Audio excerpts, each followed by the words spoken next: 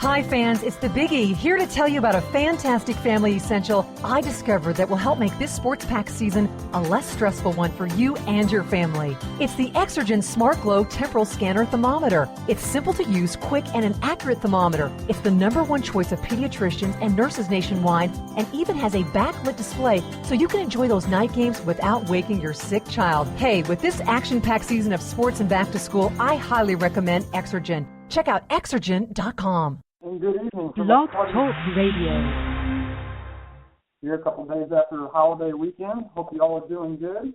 This is the first show of the Midwest Horsepower Hour, brought to you by One Ten Nation Sports, sponsored by YellowCautionFlags.com. Well, we were going to start this in late March, early April, once we got the racing season started, but things kind of went a little quicker than we thought, but that's okay. It gives us a little bit of time to get the bugs worked out of the system and all that good stuff. So we're going to go ahead and get this started. What we plan to do is each week, Sunday night, 8 o'clock, we're going to bring you the best coverage from the best dirt racing all across the country. And I'm fortunate enough personally to live in the Midwest area where dirt racing here is absolutely amazing. We got an individual on the show this evening, probably one of the most dominant modified drivers the Midwest has seen in quite some time. Devin Gilpin is going to jump on the line and tell us about just how tough it is to run here in the Midwest in the modified series. Then after that, we're going to go down under to Australia, and we're going to be talking to Michael Cunningham. Kind of an interesting story there. Transplanted himself from Pennsylvania up to Australia and took up sprint car racing there. So he kind of did a little bit ass backwards. So we're going to talk to him. He's got a couple of really cool things happening down under for sprint car racing, and really interested to hear what he's got to say. Joining me in the studio tonight is Modified Shoe, locally right here from O'Fallon, Missouri. Treb Jacoby, what's going on, man? No, just sitting in the studio. Well, your racing season wasn't too shabby. I know you started off full-time in a modified this year. How'd that work out for you? It could have been better. Just had a lot of errors, a lot of trial and tribulations going on at Keeley. Started off the season, right off the bat, we got a heat race win, first time racing a modified, and then was leading the features, getting ready to win the feature, and the motor blew up.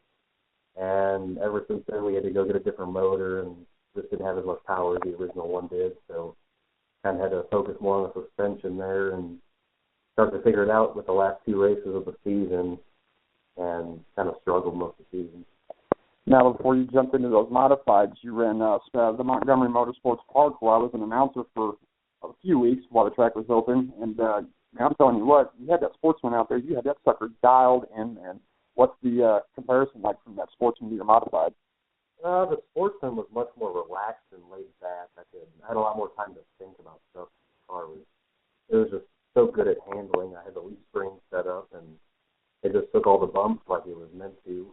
And jumping into modified, it's more like driving a sports car compared to a Cadillac. And switching over to the modified, you got all this. You're open wheel now, so the closer you get to people, the more stuff you tear up. And with the Sportsman car, I could drive through people like a tank. What got you into racing? I know your dad played a big role into getting you racing at a young age. I've seen pictures of you standing on your dad's race car in a Jeff Gordon driver's suit when you were probably, 4 or 5 years old? Yeah, that was my... But go Team Burt, by the way. How big of an influence did he have on your racing? As far as I know, when my mom was still pregnant with me, she said that we go to the racetrack and stuff, and she just, as soon as I got out, they took me to the racetrack a couple of years in, and apparently my first time to the racetrack, it's not really a story I like to tell, but I guess I can. We're always up for an embarrassing story. We got to the racetrack, and my parents pulled me out of the truck, and the second I heard all the race cars fire up, I apparently started swinging my hands up and down, and I peed myself. And ever since then, I just remember being in love with racing. And anytime that my dad would go without me or something, I remember just throwing a fit. That's what I live for right now is racing. What are your plans going to be for this year? What are you guys planning on running? As of right now, we're going to run Feedly on Saturdays, and hopefully once the season starts to get going and we figure out this new car, we're going to start running more tracks like Tri-City and try to avoid Highland and stuff like that. I just don't like tearing my stuff up too much. Yeah, I-55 Raceway is owned by NASCAR driver Kenny Schrader. That's here in Peasley, Missouri. You can find them on Facebook.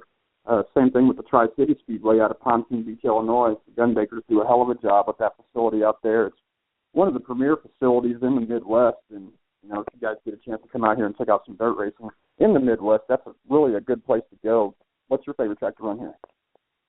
Personally, my favorite track around in Missouri is probably Montgomery, but it closed down, and then second to that's probably Callaway. It's a quarter mile, it's a little bit more open, there's no walls there, so like when I was first starting out, I would run the high side. Instead of the wall catching me, I'd usually fly off and go off into the wood area and just tear everything up. But it's a lot better than hitting the walls and slamming into stuff. You and I were talking just a little while ago about how dirt racing kind of changed over the years. And we were talking about how a lot of the tracks here in the Midwest have a tendency to go dry slicks very early on in the night. And when you look at NASCAR, you got guys like Jeff Gordon and Tony Stewart and all these guys that run on dirt and come from an open wheel background that seem to shine, in the heat of the summer when, the tracks get really, really hot and greasy. And for a dry slick setup, I know you were talking about you'd like to set your car up early in the night for a dry slick. Do you prefer it to be slick over tacky? Oh, no, not at all. I love tacky racetracks, and you can get out the car and put your foot all the way to the floorboard and just hope the car sticks. And it's a lot better than when you have to let off early for the turn and make sure the car's handling properly. There's a lot of stuff that can happen that you don't like on dry slick, like some guy out there. And some people are unexperienced. Like when I first started, we'd go out there on dry slick all the way to the floor and just spin the tires and spin out and cause a giant wreck. And on the tackier track, it's a little bit less likely. Everybody else seems to you just put your belts on tighter and you stand on it on tacky racetrack. A little bit more fun for me. That's for sure. You're also talking about just how dominant and how tough a division the UMP Modified Series is here in the Midwest. You do a little bit of a breakdown. This is a big class, folks. This is a big sanctioning body. You have a total of 66 tracks that make up 10 regions in 10 different states. You even have a track in South Buxton Speedway in Merlin, Ontario, Canada that fly the UMP banner. But you could pretty much draw a line from Florida up through the Carolinas, Kentucky, Tennessee, Illinois, Indiana, Missouri, Michigan. A lot of these tracks run the UMP banner, so that's a lot of cars there to begin with. But when you take into consideration the quality of these cars and the talent level that comes out of the Midwest, really, how hard is it to run here? You got all these guys out here. It shows you how good a competition we have when Kenny Wallace or Kenny Schrader or Tony Stewart, anybody gets a UMP car and they'll run mid-pack or fifth or sixth or something like that. Yeah. And a lot of people look at them like maybe they just aren't as good as they should be, but that's just because of how good our competition is around here. And we have that on a week-in and week-out basis with pretty much every track within. You can drive within 2 to 3 hours of St. Louis and probably pick from 1 to 12 to 15 tracks that you're going to see a hell of a race at any given night in any class. Yeah, especially around Tri-City and Peasley and all that. Peasley's pretty known for having pretty high-level competition. When you start to get up north, it starts to mellow out a little bit, and people start being more relaxed with their racing. Everybody still takes it competitively, but you can definitely tell the atmosphere starts changing racing-wise. All right, let's take a look at who your heroes are. When you look at some of these bigger touring series, I know you had told me in an interview a while back we did that you were a really big Jimmy Mars fan. What is it about Jimmy Mars that just makes it happen for you? Well, the very first time I seen Jimmy Mars, it was at Tri-City, I believe, and it was a big race, and everybody was fighting for the high side, and out of nowhere, you just got this guy driving underneath everybody down on the bottom, making it work. Everybody else who would try it just couldn't get their car to hook up or anything, but I just started being a fan of his. Plus, he had the same number as my dad at the time, 28 numbers, so I was just rooting on that guy. And you got a couple other heroes now, like let's say you got Bobby Pierce, who's a young kid out there, and when you're another local driver. When you're a kid as well, and you're watching all these other kids out there running up front, it kind of makes you try a little bit harder and try to strive a little bit more to be somebody. And then you got so much talent that just comes out of this area. It's so hard to pick.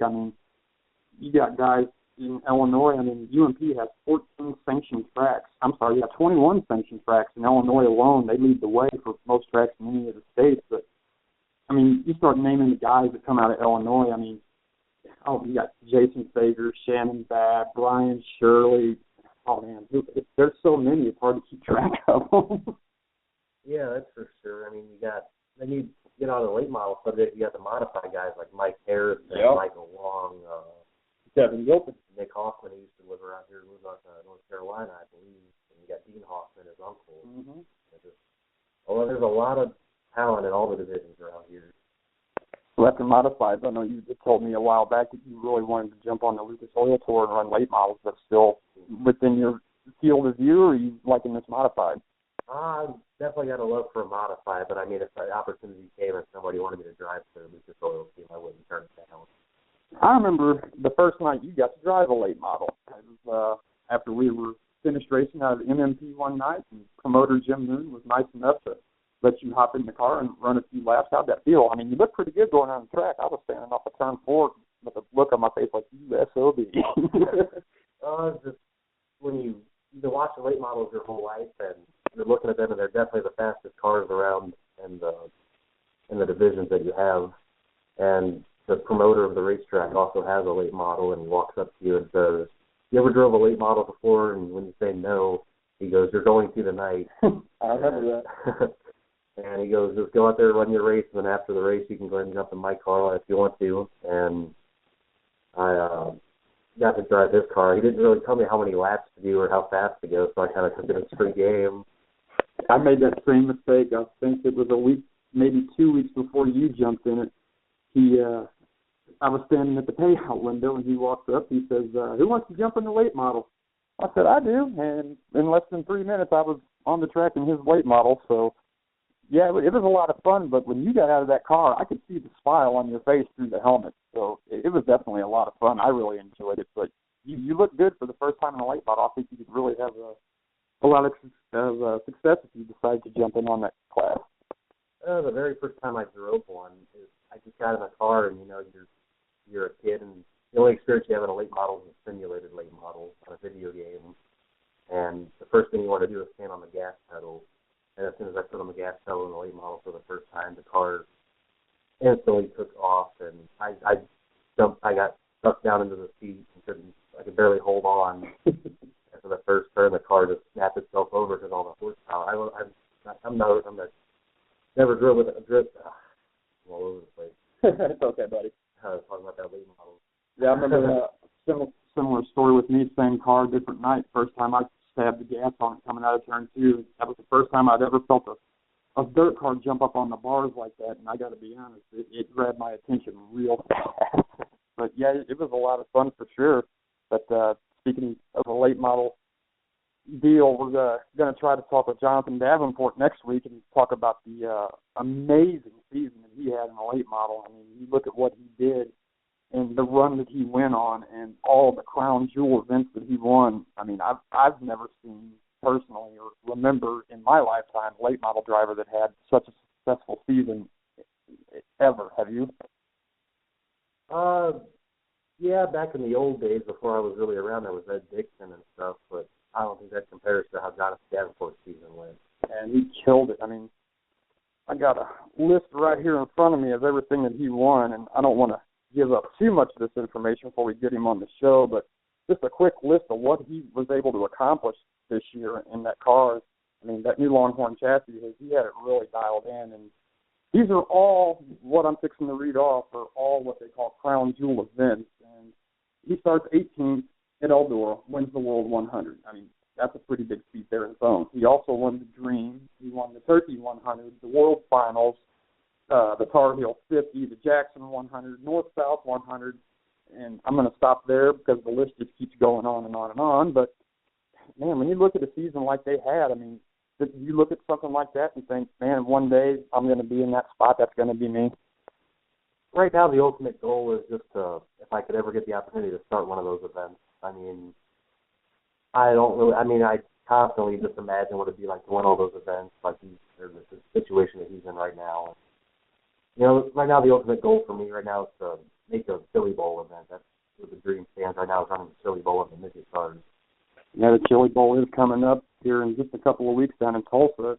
Next week we're going to have number 1 show for the Chili Bowl. We're going to do a pre-Chili Bowl show, kind of get you caught up, who's going, how many cars we got signed in. I think the number is somewhere, last time I looked, it was over 300 entries. I think we had 6 different countries represented, quite a few states, quite a few divisional champions from other forms of motorsports. And the Chili Bowl is Daytona 500 of dirt racing. I mean, you've got people from every fashion of motorsports that comes to Tulsa in the middle of winter, indoors, to a race that not a lot of people outside of the sport have heard of, but it's huge. People have no idea.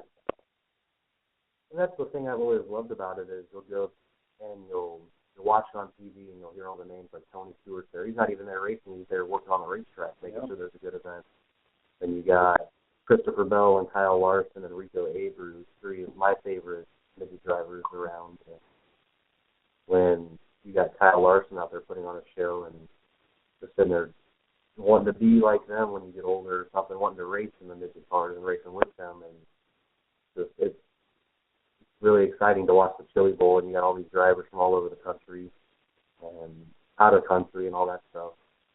Yeah, folks coming over from the NASCAR side. On the other sports show we got, don't know what a midget is.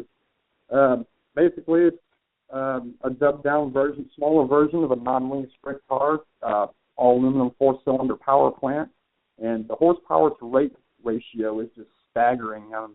You could kind of compare it to a full-blown 410. There is no drive line. They don't have the transmission. They don't have the clutches, all that direct drive. They got the rod that comes straight off the back of the motor to the back axle itself, so it's throttle. It is instant throttle response. It'll pin you back in the seat, and those little things are some evil machines, man. Yeah, everybody talks about how dangerous they are and stuff, and the way I look at it is the fact that I live for racing. I don't care how dangerous it is. I just want to drive one. And when you hear people talking about the engines they run, the 4 cylinders, they're running, it's basically like a V8 cut in half, and it's got probably just as much power as how light the cars are. I'm not sure if this is true or not, but I heard Honda's coming on board next year on the midget engines, along with the Toyota, which is in there, with the Chevy, the Fords, and the F-Wingers. Yeah, I heard that myself, but I didn't really read too much into it because some of the things you see and read on the internet don't always transpire, but I'm going to have to do some research into that. I think I'm going to look into that pretty hard next week when we start doing some preparation work for the Chili Bowl show. But I don't know. What do you think about, how do I want to word this here? With the amount of the competition you would have at a race such as the Chili Bowl, like you said, you would have guys like, Tony Stewart down there racing, and he doesn't even have to be racing, and, that brings so much attention to the sport. I mean, we were talking about this a little while ago before we went on the air, that if dirt racing could have as much media exposure and as much financial backing from sponsors as NASCAR had, I think, NASCAR would slowly start to fade out and become a thing of the past, because if you pull up a track directory, you have somewhere in the neighborhood of, I want to say somewhere between 1,100 to 1,300 dirt tracks across the country, and that's spread out to all 4 corners. Now, as you get up to the upper northwest, it kind of thins out a little bit because it's just the location and the weather and the climate up there they deal with. But once you get into, Colorado, Kansas, and the further east you start coming, those black dots on that map just really start to look like the chicken pox. I mean, dirt racing is so big. It's bigger than a lot of people really or they know about, simply because there's nobody around to tell you about it. Yeah, it's like I'm at school and stuff, and people ask about dirt racing and stuff, and they ask what it is, and it just blows my mind because that's all I've really been racing around. That's all I know about. And when I talk to people who don't know anything about it, kind of just blows my mind. But they've all heard of NASCAR and stuff, and some people will find it boring and stuff, and it's just really hard to talk about and all that stuff. So they're missing out on so much dirt racing, and I feel like half the people out there that have never heard about it, if you took them to a dirt track, they'd fall in love, or they'd at least see how some people spend their weekend every single week at the racetrack. It's definitely a lifestyle and a second full-time job to have any kind of a racing program, no matter what series you run, no matter how much money you're able to put into it. I mean, there are a lot of these grassroots guys out there that do it for the love of the sport, you know, and they don't have that huge financial backing. And I know guys that go from week to week, and depending on how well they finish the week before depends on whether or not they eat the next week. I mean, that's how dedicated people are. I mean, I saw one of the best memes I think I've ever saw on Facebook was, I don't remember who it was from or where I saw it, but it had a picture of a racetrack, and it said, I'm a dirt track racer. I make poor life decisions and do awesome SHIT, but I thought that's a pretty good way to sum it up. I'm telling you, if you've never been to a dirt race, you don't know anything about it, you know, support your local short track, get out there, take some friends, and they'll have a life-changing experience, because I've never taken anyone to a race that after hot laps was over, they weren't just completely floor-jawed in love with the sport. And I think you can pretty much agree with that. Yeah, I mean, you got all these other memes out there, like how do you become a millionaire racing? You have to be a billionaire when you start. Yeah. It definitely takes a lot of money and stuff. And with the economy being the way it is, I know a lot of racetracks, a lot of teams all across the board, no matter what class you run, from sanctioning body. Car counts are down across the board all over the country. Fan counts, you know, attendance is down. I mean, you can go from anywhere from blaming gas prices to the outrageous cost of these aftermarket parts just to keep up with the Joneses these days. Because let's face it, like you said, how do you become a millionaire? You start as a billionaire. So I look at that, and I really worry for our sport, because each year it seems to be getting a little less and a little less and a little less. And how has that impacted your operation, being that you have a 2-car outfit with you and your dad? Well, I mean, we'll go into the race weekend just thinking that we at least have to get some more money than just what we get to start. So basically the way we look at it is, if we didn't love it, we wouldn't do it. If we're not doing it for the money, we're broke before we even get to the racetrack because of racing. We got to get racing fuel. We got to get tires for the race cars, which we probably wouldn't have been able to do for 2 cars if we didn't have sponsors. And so you were telling me that you had a sponsor that really stepped up big time for you here and is really helping you guys out. I'm tell us about what these people at Imperial Bowl are doing for you. Well, Imperial Bowl was the owner of it was a good friend with one of our buddies, and when our buddy retired, he had such a love for racing that he still wanted to sponsor some cars, and he called us up and asked if we were interested in having him as a sponsor, and he showed up, or he didn't show up. We went over to him, and he just had barrels of fuel for us so we could go racing, and he just wanted to help us out. And when I talked to him and stuff and asked if he's going to help out next season, he sounds like he's all for it and stuff. Just you can show how much he loves it when I get in a wreck, and he immediately told me to go to the next race car parts store and go buy all the parts I need so I can go again, just like in wreck again. Yeah, he definitely he's been around the local scene for a long, long time, and not many people don't know who he is. And it is really good to see somebody who's getting out of the sport really take the time, you know, and take the financial responsibility to really help somebody's program out. You know, when you see talent somewhere, somebody starting out, that's good. I think more people need to do that. A lot of these guys that have been in it and really, you know, had a successful career, if they would mentor people like that, I think that would be, you know, greatly beneficial for the next generation of dirt track drivers. Yeah, it's not just them that help out. I also got Advanced Auto Parts, which my aunt works at one of the stores in U City. I believe it's in U City. And Advanced Auto Parts has been helping us out with giving us free oil every time we need an oil change, or any chemicals or fluids or any of that type of stuff that we need for the race car. They're all for helping out.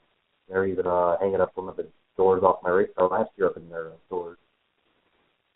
And who all did you? Was you able to pick up and secure some more sponsors for this year? Is it pretty much the same banner you flew last year? as of right now, I think there's a couple more added. I'm not sure if they're completely 100% in for next year, but as of right now, I do have Imperial Bowl and Advanced Auto Parts from last year. As to who we have for next season, not counting them, I'm not sure yet. I've talked to a couple people, but I haven't had any for sure answers. I think that sponsorship is, you ask anybody in any fashion or racing, sponsorship is hard to pick up. I mean, it's always been difficult to have a decent backer in any form of motorsports, but especially with, like you were talking about, the economy being the way it is, people are really wanting to hold on to their money, and it's getting tough for the average guy to get out there and do this. I know Kenny Wallace is a big pusher for these crate series. We've tried running some crate late models around here, and it seems to have taken off. It's gotten a little bit bigger each year, but I think when it really first started here in the St. Louis area, there was a guy, modified shoe, longtime driver, Bobby Martintoni out of Livingston, Illinois, had a whole lot of success in a modified. And when he told me he was going to start running those crates, I kind of looked at him. He looked at me and smiled. He goes, well, "We're going to try it out." But he says it's not a bad series. The only thing he really misses most about it is you don't have the thunder, in the crate series like you were in a full-blown super late model or a modified. It's just, he said the horsepower was, it wasn't big, and it wasn't a huge difference, but it was definitely big enough that you had to change everything about your driving style. So that would be something maybe we could look into if they decided to do that. Would that be something you'd be on board with? As of right now, I know you have been on the roll of trying to get rid of the open motors and make everybody run a crate motor, which they'll be all fine with me and stuff. I don't really care how they want to do the rules as long as everybody follows the rules. And there's already talk of people who buy crate motors from certain people that come and they're already cheated up, and there's no way of telling because they have seals on them and you can't open up the seals. And I think our plans for next year is we're going to run the crate motor just because every track is allowing them, and they're trying to get every car out there with a crate motor. Now, explain to people who may not know exactly what a crate motor is, but when you talk about an open motor versus a crate motor, I'll let you go ahead and explain exactly what the differences are there. Well, the crate motor is supposedly the cost-effective engine, where the guy on a budget can have a crate motor and he can rely on that motor. And the open motor is something that you can build, or you can have somebody build for you to the maximum power that you can get out of that size. The crate motor comes with seals on it, where if you break the seals to try to work on that motor, it's already caught and it's no longer a crate motor, and it's considered aftermarket or open. And they're trying to make the crate motor the motor everybody's on. That way nobody can cheat up their motors or work on their motors to make them have more power. They're trying to keep everybody in the same power range. And there's some people, I don't know who they are exactly, but you got some people who find the seals themselves and they can reseal the engines. And of course, when they go through tech and people are checking out their cars, they're not going to break open those seals because they don't have the seals to replace them with. And we were talking a little minute ago about how a lot of these tracks around here go through the changes every night, from being tacky to start to dry slick. Do you think having a crate motor is going to change the way people are going to have to approach car setups and driving styles because of the lack of horsepower, or do you think it's pretty much going to stay the same? The way they talk about it in the rules is we get the 200-pound weight break for the crate motor. We get to be 200 pounds lighter than the open motors. And when you talk to some people say the open motors are better because you get to have more horsepower. Some people say it's better to be lightweight. But as far as the track conditions go, I feel like if you have a crate motor and you're able to attain the lightweight that they're allowing, instead of being a crate motor with all the heavy weight, the competition should be pretty level, in my opinion, compared to then when everybody was an open motor, and you had some guys who had more money in their open motors and some guys who couldn't afford the open motors, and they just threw together whatever they could. And hopefully it makes for better racing, but if it doesn't, I feel like UMP is going to do whatever they can to try and figure out how to make it work. Talking about some high dollars, I mean, you get into some of these high dollar teams. I know there's guys out there that have got $15,000-$20,000 easily in a motor, and they got 3 of them sitting in their trailer. They're racing for $100 to win. Yeah, exactly. They got $75,000 operation, and they're racing for $500. That just goes to show you how bad their track racing had to have it, folks. But I'm on the fence about the whole crate deal. Kind of like what Martin Coney said. You lose that thunder, it's not the same. He goes, it's a passion. If you're a racer, it's a passion. You're going to race whatever you can race. But in these hard times, people financially having problems with their racing outfit, to keep up with the Joneses, it's almost impossible these days, just because of the competition level that we do have around here. So that's one thing we'll have to look into. We'll post some links on the page to that. You can check out some of the interviews that Kenny Wallace has had and how outspoken he is about the crate program. And I know we've had a couple of guys here locally that take a crate motor and they go out and they run with the supers, and they've had moderate to pretty decent success running with the big open motor guys, even with the crate motor. So I can see the advantages and the disadvantages. I mean, it's going to take a little bit of the flat-footed aspect out of some people's driving styles and make them have to actually think a little bit farther than the front bumper. But, you know, it's whatever it's going to be. It could be a good deal. It could not. It just depends. But as far as like you and me go, we're race fans. We'd go watch people race around a bathtub if they had to. I prefer not to, but I mean, you know, we've always done whatever we could to race on the off season. Like at my house when I was younger, we would grab jacks and I live on a giant hill and we'd race down the hill.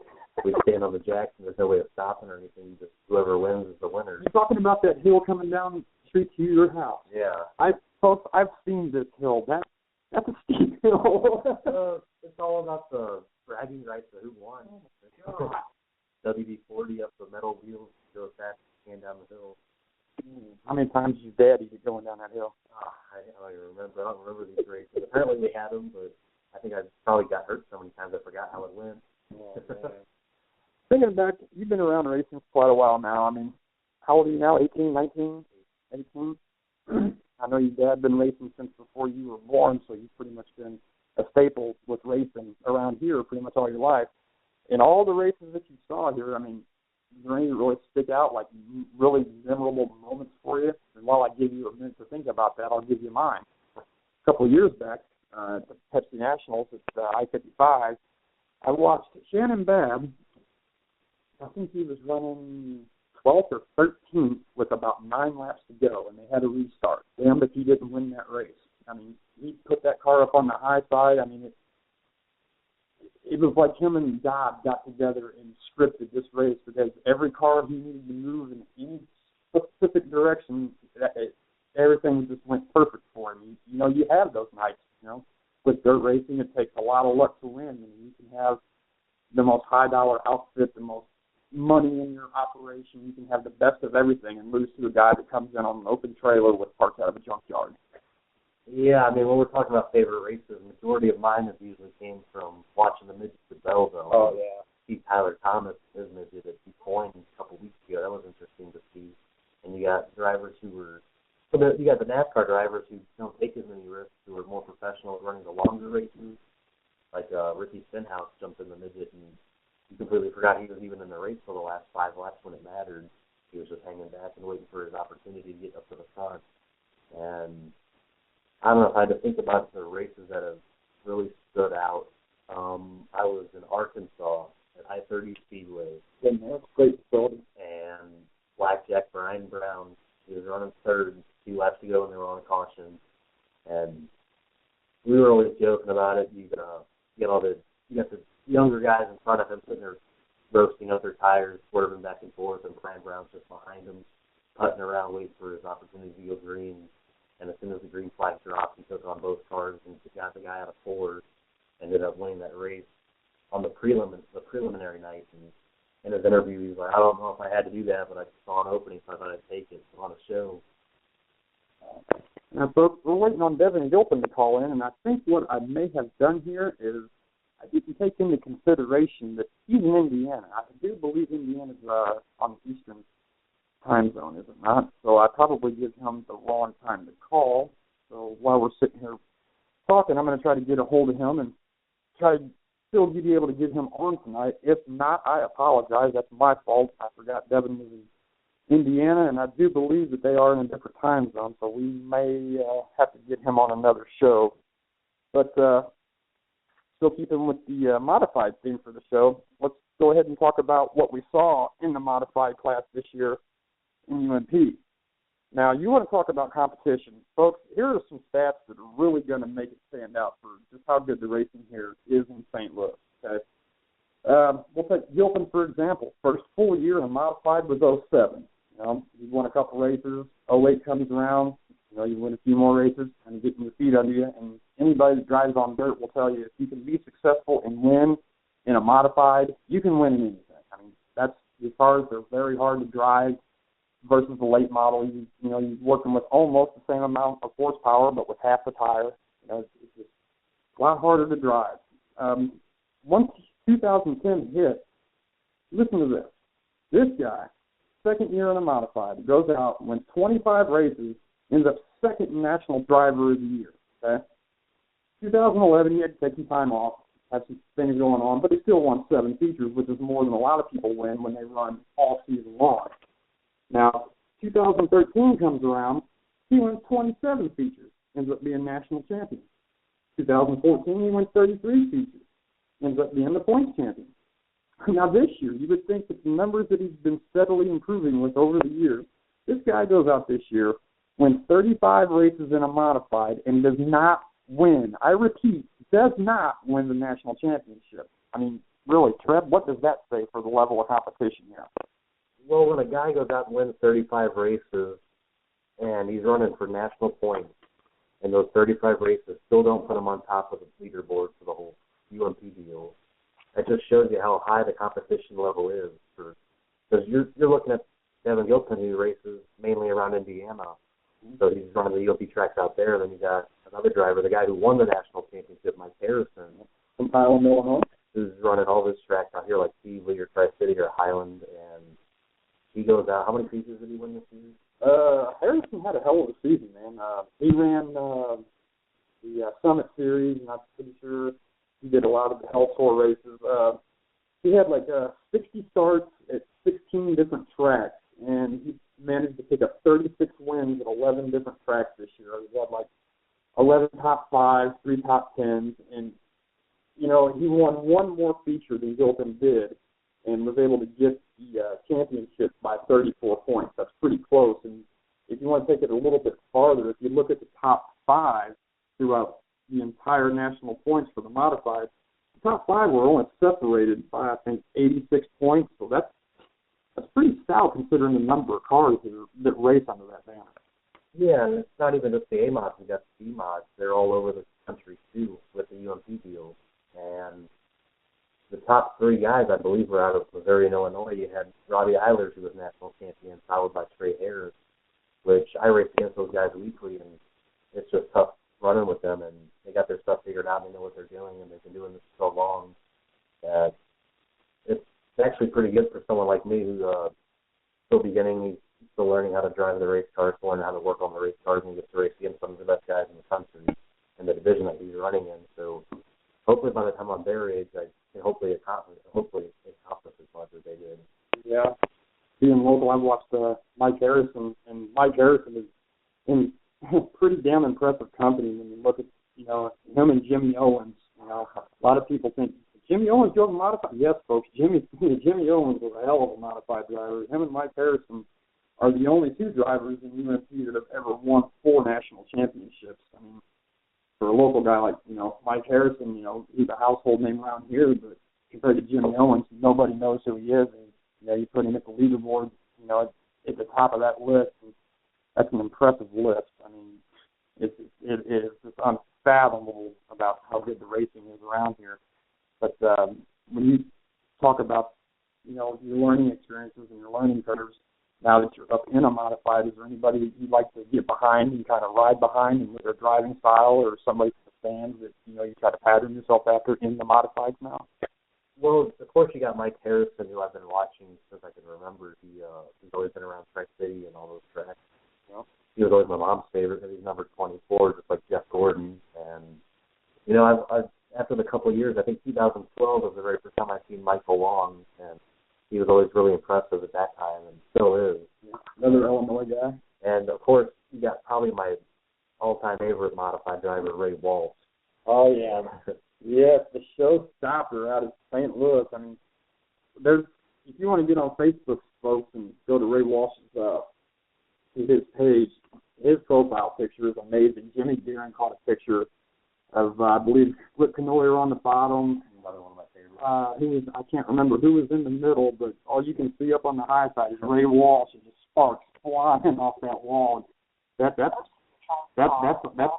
all the time. So he's really exciting to watch too. Who else really gets it going for you in the modified division?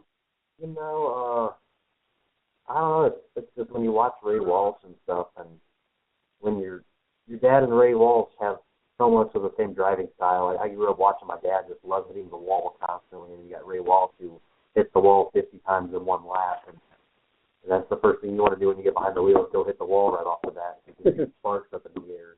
But, I grew up watching Rick Noyer, too, and I got to know Rick Noyer pretty well because he works at A1 Selling up there, and I know the son of the owner. I went to school with him, friend Zach. He's pretty cool.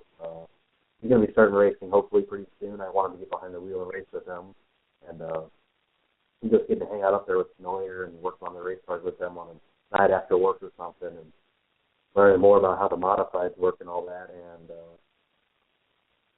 who else you got? Oh, no, we got so many of them around here. You got, like you're saying, Ray Walsh, Bobby Biddle. Who else we got? Michael Long. There's so many. I mean, it's actually hard to think of them. But yeah. Hey, let me ask you a question. What do you think about sprint car racing? The full-blown 410 methanol breathing, fire burning machines that are just hands down the baddest race car you're ever going to strap yourself into. When I think about a sprint car, it's just something I want to drive so badly. You go to the racetrack and your eyes are shaking as you follow them go around the racetrack. And you feel like they're hitting 300 miles an hour because the track's so small and how fast they're going and stuff. It's like watching the top fuel direct car in gateways. Yeah. Best way I describe these beasts, especially on a small track, is like comparing jet planes in a gymnasium. So, tell you what, let's break away from the Midwest scene a little bit where we're not racing and head down under to Australia where, hey, they're still doing some left-hand turns down there. Speaking of sprint cars, we got Victoria, Australia driver Michael Cunningham on with us. How you doing, sir? I'm good. How are you today? Oh, I'm soggy, buddy. It's been doing nothing but raining here for about a week, and everything has been flooded, and all the tornadoes and blizzards. This winter's been weird. We're having a really nice spring this winter. Well, that's good. That's good. It's we've got quite the opposite at the moment. It's hot, and we're doing plenty of racing, and we're still getting our wet days, but the weather's definitely a lot better over here than there at the moment. All right, let's talk a little bit. What really struck me as interesting about your story was before I really got doing a lot of research and digging into your racing path, you're from Pennsylvania. And I figure, I hear a Pennsylvania guy moved to Australia. I figure you moved down there just to race, but that didn't turn out to be the issue. You moved down there at a very young age. So was there somebody in your family that was into sprint car racing, or how did that work out? No, I was born in Pennsylvania, and then my whole family, of course, were American. And there was a flood when I was very young, and a lot of guys lost their jobs, and my dad had lost his job, and he knew some guys in Australia who had a foundry or a factory that was looking for workers.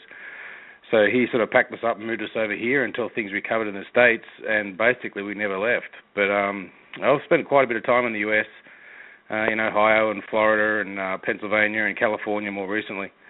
But I love the US, but it's sort of, I've grown up here, so Australia sort of feels home, but I feel just as home in the United States. I could move back there in a heartbeat with no problems at all. Now, have you been fortunate enough to bring your sprint car program to the United States and been able to race here at all? I started racing here in Australia a few years ago, but I have been over to California the last 3 years. I got to know guys like Kyle Hurst and a lot of Californian fellas, the Tyner family, and the last 3 years we've been going over there and racing all around up and down California, and been having an absolute blast. Now, is there any kind of comparison from the racing itself, or from the fans, the attitude, the lifestyle? I mean, does it translate well into Australia, or is it a completely different ballgame? It's definitely a different ballgame. Like, I sort of started racing here in Australia, and then when I went to California to race, you guys, we have a lot of rules. We're very regulated over here. A lot of rules that we have to abide by, and over there it doesn't seem to be quite as bad. You guys, it might sound bad, but you guys seem to use a lot more common sense than what we do here, so here we have a lot of logbooks. I'm sorry, go ahead. Yeah, we have to use logbooks and just a lot of rules and regulations that we sort of need to abide by.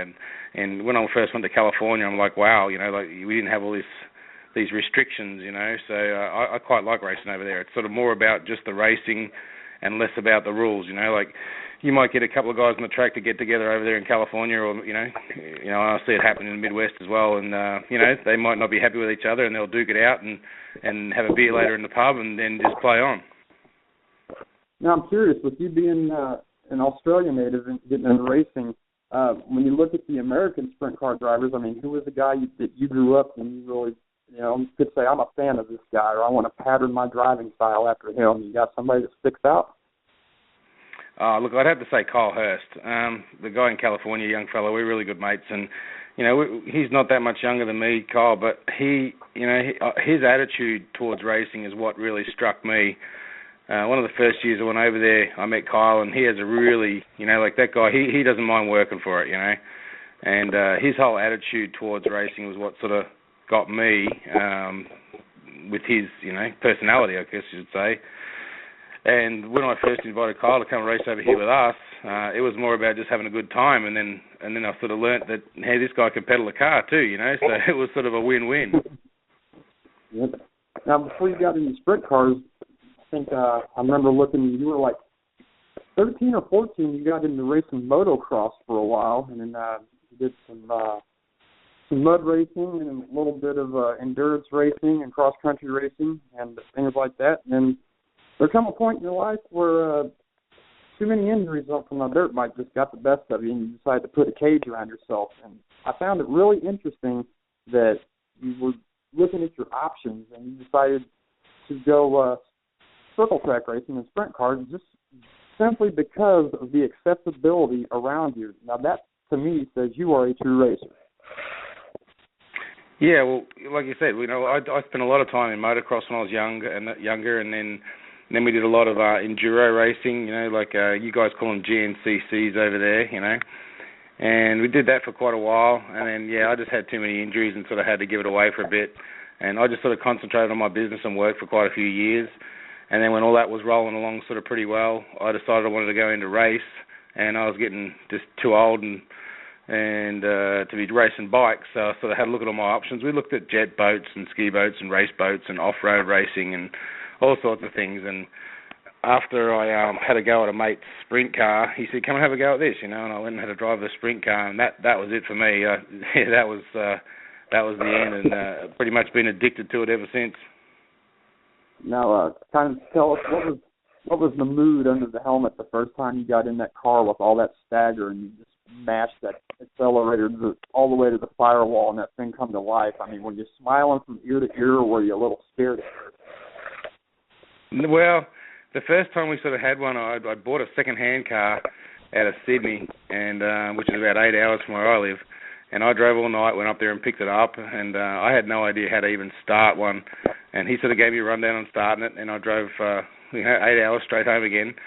We sort of strapped some timbers to the front of an old four-wheel drive here, and we managed to get that thing going here just out in the field. And once I sort of felt the power and everything of it, that was it. I was done, I've done a lot of pretty cool stuff, I have a pilot's license, I fly airplanes, I've had, Hayabuses and road bikes and all that sort of thing, fast cars, but nothing compares to one of these open 410 sprint cars. Nothing I've done anyway.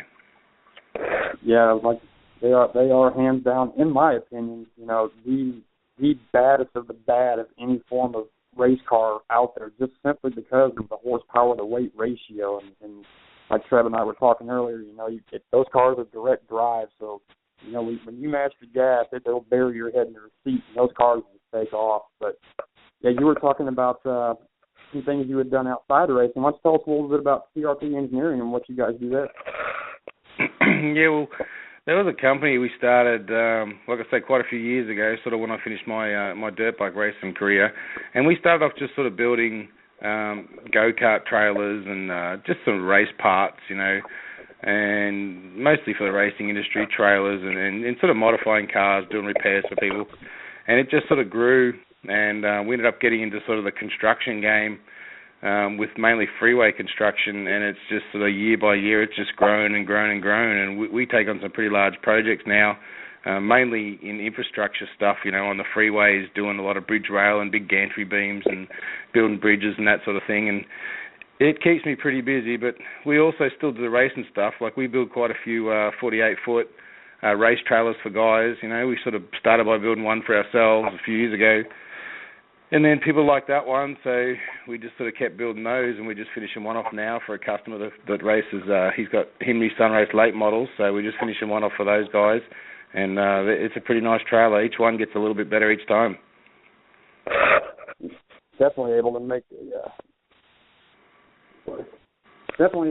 a good life for yourself. It's always good to see people that are able to, start their own deal and be successful at it. That's especially when you're a racer, because you got to have deep pockets to do it. But tell me how you become the accredited Australia dealer for ART chassis.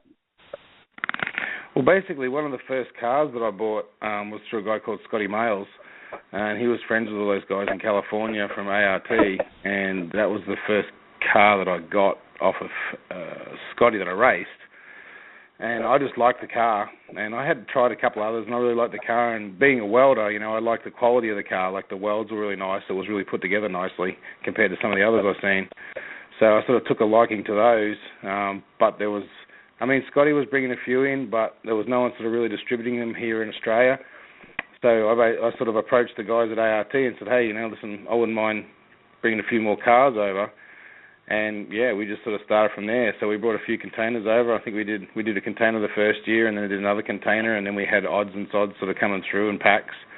And we've sold quite a few of them over here. But unfortunately, they've sort of taken a break from making those at the moment. So, yeah, I'm pretty low on stock right now, but I'm hoping they'll fire up again and we can get back into it again. Now, when do you guys are you guys currently racing there now? Are you fixing to start racing, or when did your season officially start down there?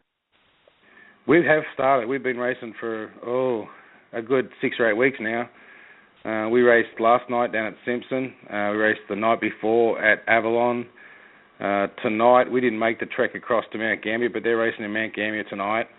And the next race I'll do will be in 2 days here in Victoria in Avalon for the World Series. So there's a lot of racing over December and January. Like, this year we've got the Australian title and also the Classic, which I'm sure you know about, all in Warrnambool. And then there's the Prelude race. And, yeah, there's a lot of racing in the next few weeks. It sounds like it. Kind of comparison-wise versus Australia to America, I know Treb and I were sitting here talking a little while ago about, how the economy has really taken a hit on a lot of teams here in America. It's down across the board from car count to fans in the stands. Has that really affected you guys down there as well? Yeah, yeah, it definitely has. We see it for sure. How our whole economy sort of in the last 18 months has sort of gone downhill. It is on the rise again now. Like, a lot of our economy is driven by the mining sector in Perth and Western Australia, and then here on the other side of the coast where we are around Victoria, it's mostly infrastructure work. And then when the government sort of stops spending money on their roads and schools and new pools and hospitals and stuff, it all hurts pretty bad. And so they haven't been spending a whole lot in the last sort of 18 months. But they're starting to do some pretty big projects now. So everything is on the increase now. And then you see it at the racetracks too. You see a lot more cars at the track as soon as things improve, and then in my area, with the race trailers and stuff, like, you get a lot more inquiries, you start doing more work, and it is all, for a lot of guys, the racing is just a hobby. So, like, work and family sort of first and then racing. So, when there's not a lot of work around, you'll see a lot of guys not showing up to the track. Right. What kind of give us a comparison as to before the economy really took a spill as to now? What were your car counts like there when, people were actually able to get out and do it versus now? Here, at any of our local tracks, you could go out and see, on an average, 150 to 200 cars every night, where now we're struggling to get 100 some nights at some of the better tracks. What do you guys' car counts look like down there?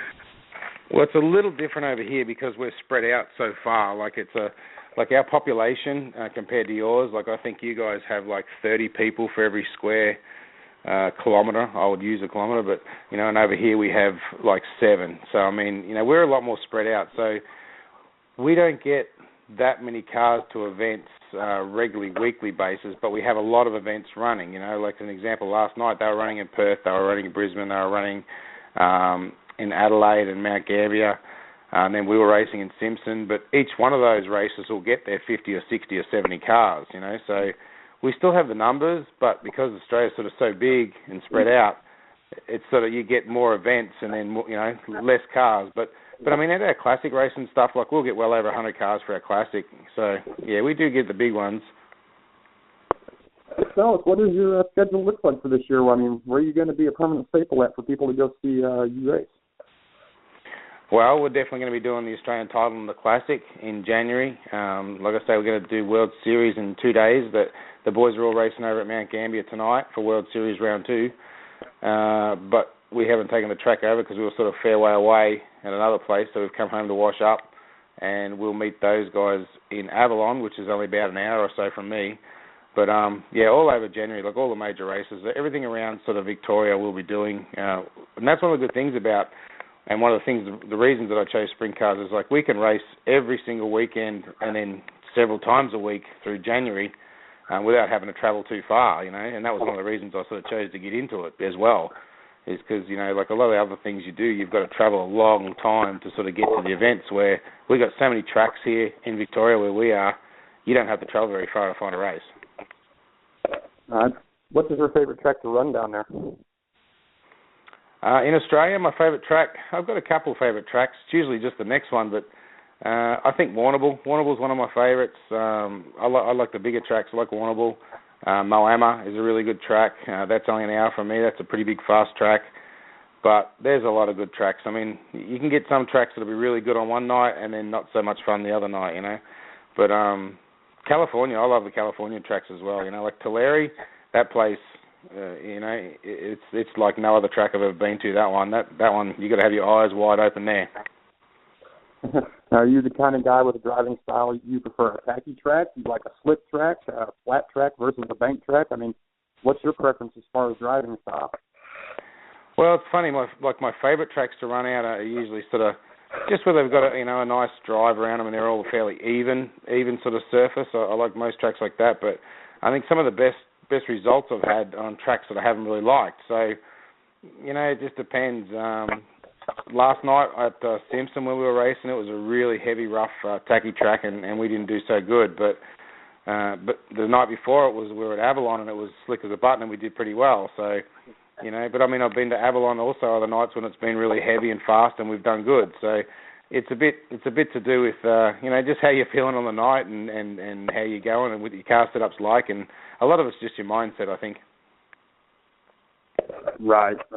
Yeah, a lot of times you see a guy, he'll go out and have a problem in hot laps or a problem in his heat race, and you can definitely tell that translates over to his feature because, you know, you got to keep a cool head when you're in a race car because you only constantly got to think 2 steps ahead of yourself. So, yeah, I understand where you're coming from there. But, hey, man, we really appreciate you being on. You got any websites for ART or anything like that? We can yeah, we've got our work website, like our factory website, which is PRP Engineering, and it's .com.au, and my race website, which is just michaelcunninghamracing.com. And, yeah, there's a bit of stuff on there. They both need probably a bit of updating. I've got to get back onto that, but they're there. Right on. You have a Twitter address or anything like that? I have a Michael Cunningham Racing page on Facebook, and then I have my personal one, Michael Cunningham. It sort of blends between the two with racing. I don't really do much Twittering. I follow Kyle and a lot of my American buddies on Twitter, but I don't do much tweeting. But, yeah, I prefer to get to the track. Yeah. Well, man, we really appreciate you being on with us, and we will definitely be staying in touch with you to let you can let us know how you're doing down there, and you know some of the bigger stories and big races and all the good stuff that's happening down under while we're up here freezing during the wintertime. So we really appreciate you being on with us, and I will definitely put all the links up to your websites up on our show page, and we hope you have a great season and stay safe and wish you all the luck. All right, well, thank you. It's been great chatting with you, and good luck with your show. Hey, thank you very much, sir. You have a good one. Thank you. All right, that is Michael Cunningham from Victoria, Australia. Really, really good story. American transplant down there, mixing it up with the boys. Well, I do believe that I gave Devin Gilpin the correct time for Central Time, and that's going to be my fault, but I will try to get him on next week. Next week we're going to get ready and get geared up for the Chili Bowl. The Super Bowl is coming, folks. It's almost here. It's upon us. We're going to have Zach Dom from Pocahontas, Illinois. He's going to be on talking with us. He is currently in New Zealand doing some racing down under while we ain't got nothing going on here. We've also got tech tips coming from Jeff Swindell. He's going to get on here and talk about Swindell bleeders and just how big of a difference it's making for these guys and how many times Swindell bleeders found victory lane, since they've started doing it. So that's going to pretty much put a wrap on our first show. Not too bad, but you got anything you'd like to add to that, Treb?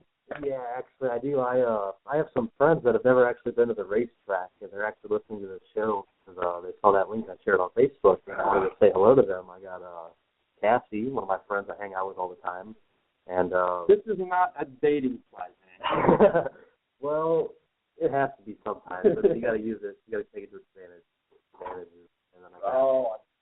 And then my friend Zach heard I was talking about him, so he got on and why he's listening to the show. And I don't know if we got other friends listening too, but I thought I'd say hi to them. And hopefully they'll be able to make it to the racetrack this season and get to see what their racing is all about after listening to the show. Yeah, that's what we're here to do. We are here to educate and promote. I mean, too many people walk around with their NASCAR shirts on and don't realize they're missing out on some of the best racing they're ever going to see. But, that's the best thing we can do for the next generation.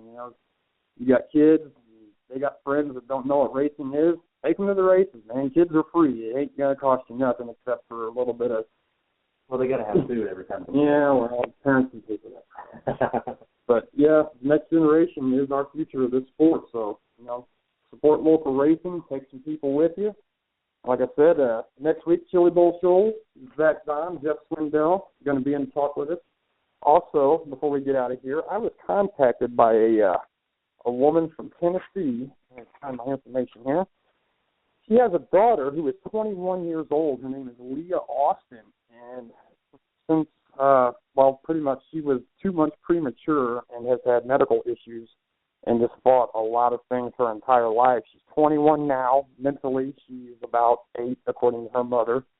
But she has a lot of seizures. She has a lot of problems with her hips and things like that and can't walk. And I'll be honest with you, as we were talking on the phone, I was writing down all this information. She just kept getting deeper and deeper and deeper into what this poor girl has to go through on a daily basis. I kind of quit writing because I just couldn't believe everything that I was hearing. But they tested her out. She has up to 100 seizures a day, which has resulted in some permanent brain damage, things of that nature. Well, they're trying to motivate this young lady to get up and get moving and get walking because she's kind of, got a really, I don't know, I wouldn't say a bad outlook on things, but, sometimes people can only take so much. But what she's trying to do is this young lady is trying to break the Guinness Book of World Records for the most autographs. That current record is 17,000 and some change held by a doctor, and Leah is up to 1,372. And her mother contacted me to see if we could help get this young lady some autographs to try to put her name in the record books.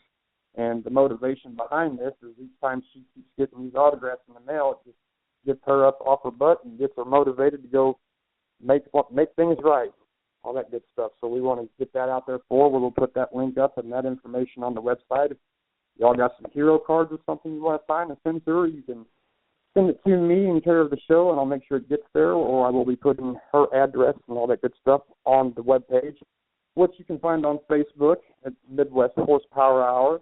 And don't forget to go visit our sponsors at yellowcautionflag.com. You can visit them on Facebook, too. Also got to give a huge thanks to 110 Nation Sports, because without those guys and yellowcautionflag.com, this would not have been possible. We were originally not going to start this show until March or April. I thought I had a few months to plan here, but it didn't work out that way. We went ahead and got the ball rolling so we could get all the bugs worked out of everything. But yeah, me neither, bud. Don't feel bad. But I hope y'all really enjoyed the show, and we're going to have links up to everybody's websites on the show. If you want to keep up with what Mr. Cunningham is doing in Australia, we'll have the links for that. And I apologize again for the time zone mixed up for Devin Gilpin. I'll be sure and get him on the show next week. Like I said, next week, Chili Bowl time. We're going to have Zach Dom and Jeff Swindell. Until then, elbows up and keep her in the kitchen.